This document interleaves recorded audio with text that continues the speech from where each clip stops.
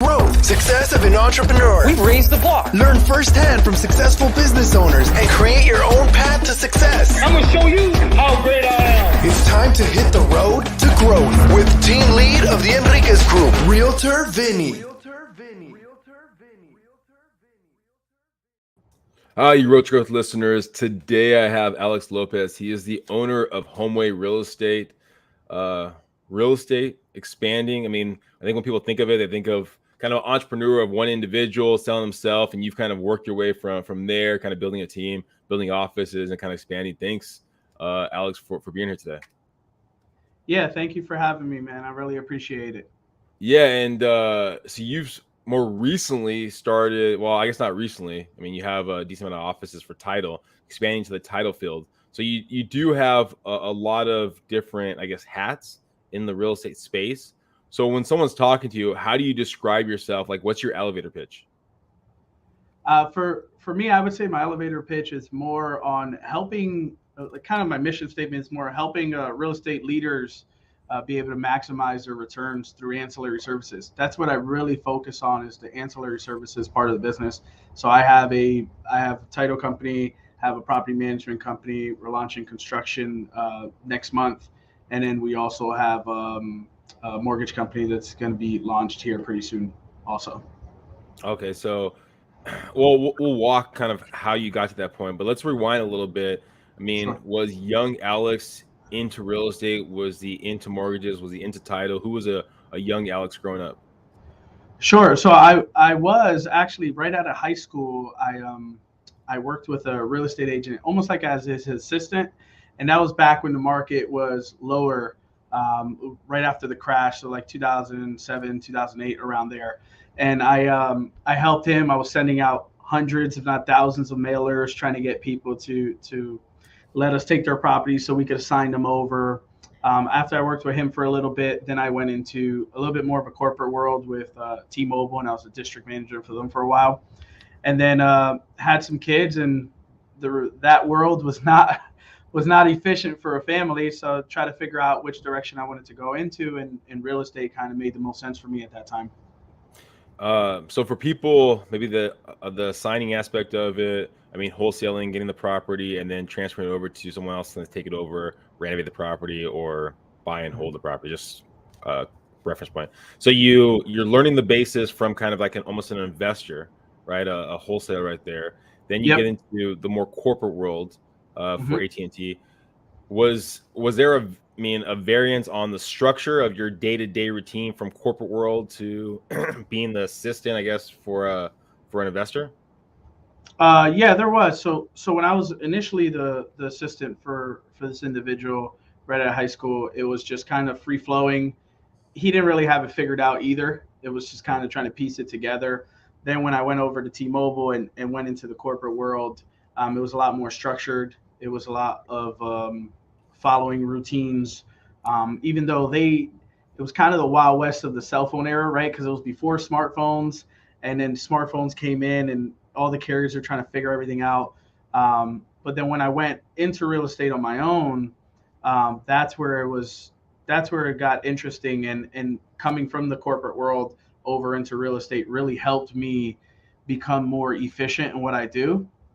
As opposed to, I do see a lot of agents who come in and they don't have a clue of which direction to go into, and having that structure helped me transition and be able to build what I've built today. Now you have a family, you're in the corporate world, and you're going, I'm not making enough money, or I'm not making enough time. What was the idea behind switching over? It was definitely the time. I was making plenty of money for that time period. I mean, I was 22. I was making 6 figures a year, bought my first home, like all that stuff. So I was doing well from a financial standpoint. It was more of the time aspect of it, and also desire. I didn't really want to do that grind anymore. I wanted to do something that was for myself. So in between that time where I was there, I had started like a small mortgage company. I did an online platform, ended up selling that off. So I had a lot of things that I did during that time period also on the side. You said you had a mortgage company? No, I had a marketing company, not a mortgage company. Marketing company. Oh, okay. You had a marketing company while you're now. Okay, I guess let's rewind there. Yeah. What did that marketing company look like? When did that come about? It was all digital. It's when apps started really to become popular. So we were doing some basic apps for like local restaurants, and then we would do some basic websites, things like that for them.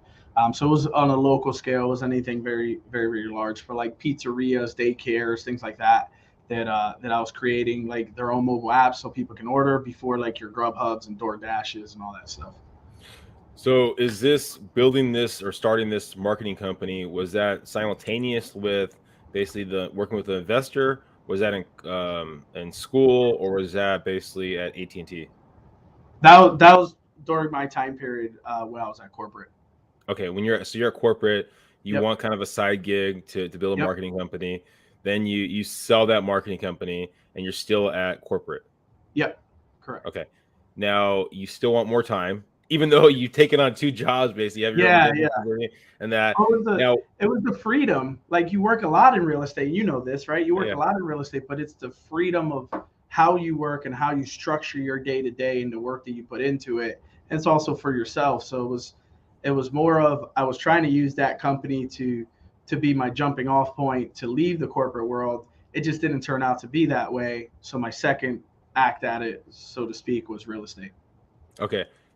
What's your mindset, your game plan? I mean, I'm always intrigued by people that are in the corporate world and then transition over to starting their own business. Sometimes people have just to go off the gut. Some people have a dollar amount they have to save. I mean, what was your structure of transitioning from corporate to starting your business, real estate business? No, mine was just kind of more off the cuff, just went for it. Okay. There wasn't like as much as there should have been, right? Looking back at it, but there wasn't much of a plan. It was just kind of go for it. So you quit your job at the corporate world and went directly into real estate, or were you doing anything simultaneously? No, there was a small gap there where I worked for one or two other companies as I was trying to figure out which direction to go into, and my now ex-wife, we were going through IVF. It was a rough process, so that took up a lot of time too. So I was working kind of smaller jobs, like I worked for Renew by Anderson Window Company. I worked for Miracle Year, the hearing aid company, ran a store for them. So I did some of those while we were trying to like the focus at that time was build a family. It was hard to have kids and went through 3 or 4 cycles of IVF. So that was a tough time to just get through. So that was my main focus at that point in life for that year or so that I had left corporate and then transitioned into real estate. So there was a small gap there. Okay. Now, what did that transition look like of going into real estate, jumping into real estate?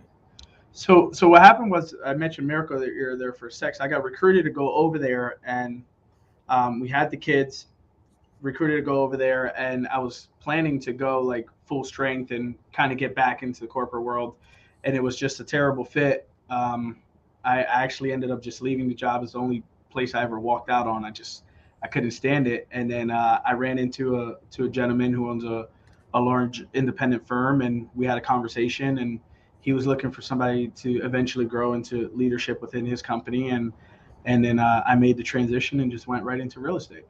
I started out leasing units for investors through the property management company, and I was leasing, I don't know, a ton of units. I mean, within 3 months, I was making $10,000-$12,000 a month just leasing apartments. I wasn't selling any real estate there at all.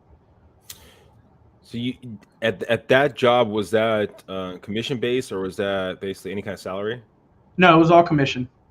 Okay. There was no So salary. this smaller, I guess, boutique real estate company sees the potential in you, brings you on, kind of sells you on the idea of jumping back into real estate, Yep. and you're getting success in that space. What happened next? Were you kind of thinking about expanding, kind of growing? What happens next? Well, what happened next was I got an opportunity to kind of head up the buyer team on his team. They were doing about 1,000 or so deals a year then, and I took over the buyer team. I did 87 deals myself the first year. Me and him had kind of a difference of opinion. I always had an entrepreneurial spirit, always understood how to build a business. So instead of going to a franchise or something of that manner, I ended up just doing my own independent agency. What did you learn when building your own agency that maybe you didn't know before you started it?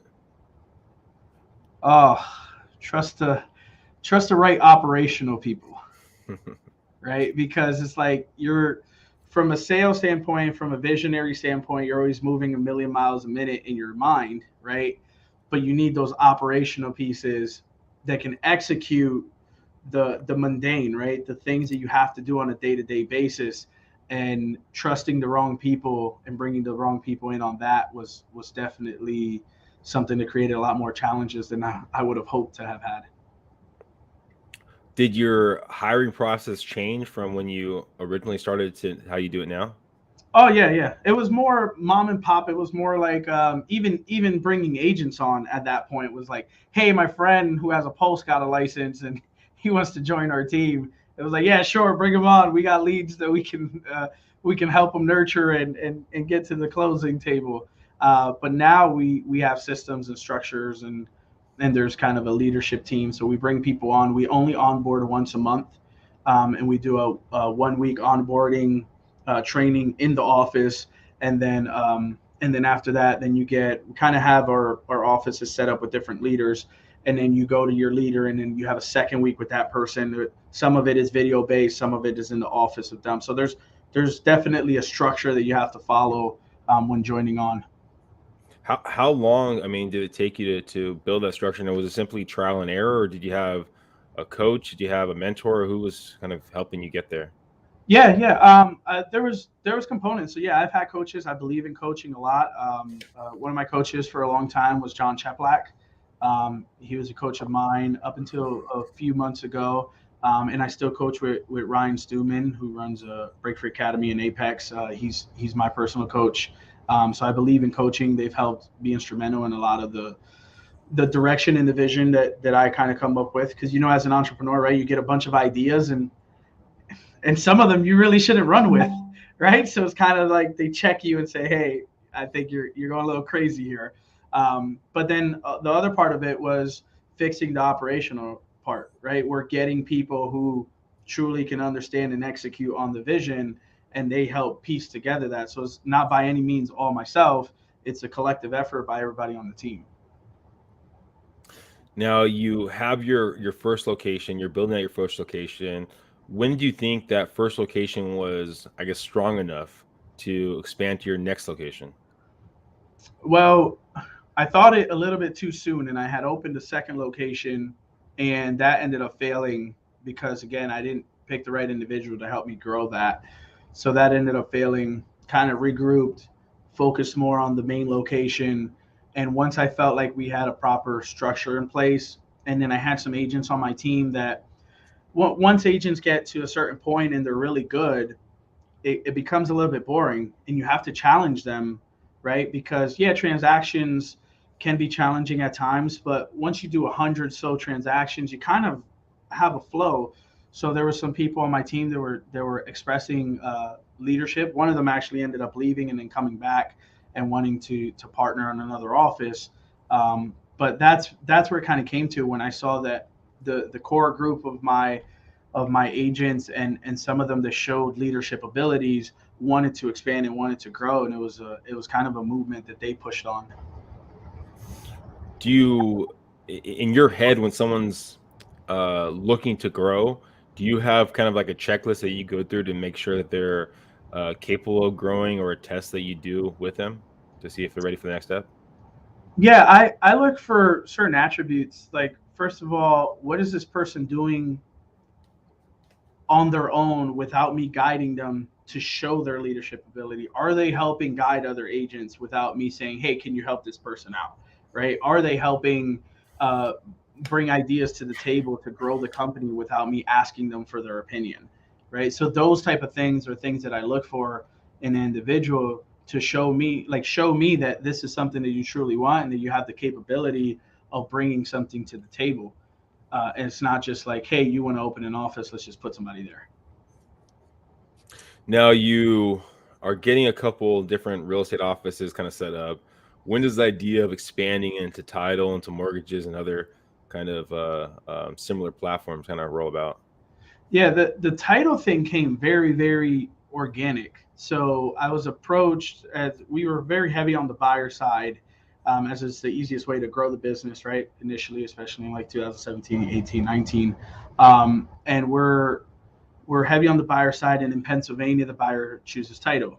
And Pennsylvania has one of the highest premiums in the country. So we got approached by a couple different local title companies wanting to partner with us to be able to gain our business. And so we did. I did 2 joint ventures, did MSA for a while, then did 2 joint ventures, and figured out that the numbers and what's being proposed from them wasn't really transparent, wasn't really true. And we were leaving a lot of money on the table. Plus, some of the business practices and the flow of the work wasn't to our liking, wasn't to our standard of what we were hoping to be able to accomplish. So I ventured out and figured out how to open my own title company. And as through going through coaching, networking, going to events, meeting other real estate leaders, figured out that many of them had the same issue, and many of them didn't really know how to operate a title company, didn't really know the margins, the numbers that went into it, and didn't really want to do it, but they knew that they could make money off of it. So that's where the idea for New Door Property Transfer came from, where we were able to say, all right, let's put together a team and let's be able to offer the ability to other real estate leaders in certain areas to be able to open their own title company through our partnership, and they get a transparent partnership where they can see everything that's going on, and they get somebody who understands the real estate side of it, because that's one of the biggest things that most people in title don't understand, the real estate side of it. They don't understand what the agents are going through on a day-to-day basis through actual practice, right? Everybody might be able to understand it from a high-level overview, but until you do it and you've sold hundreds and hundreds of homes, you don't understand that part of it, right?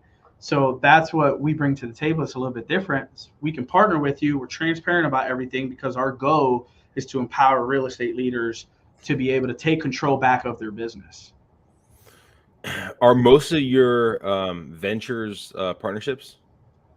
Yeah. They're typically called joint ventures. We call them partnerships, just a little bit different because we look at it as we're opening a business together, right? We're partners, so that's why we call them partnerships.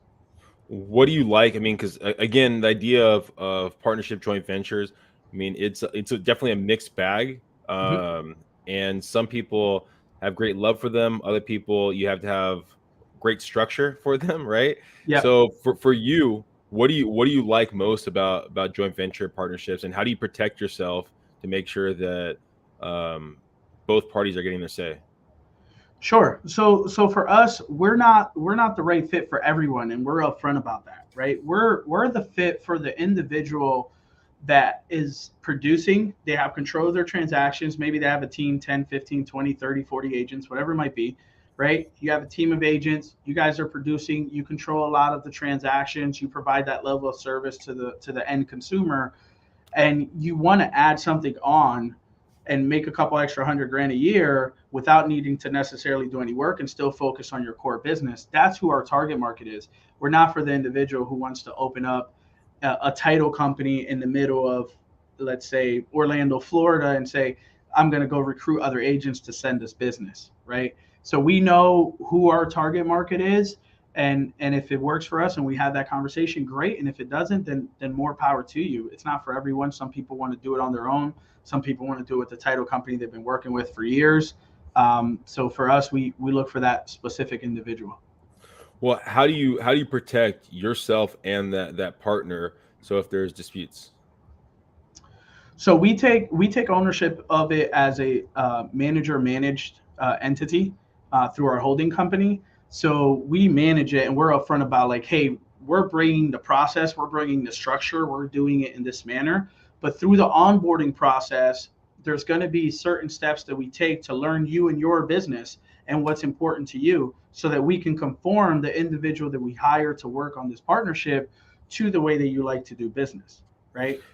So that's really how we protect ourselves in having that conversation and being upfront about what the expectations are from both sides.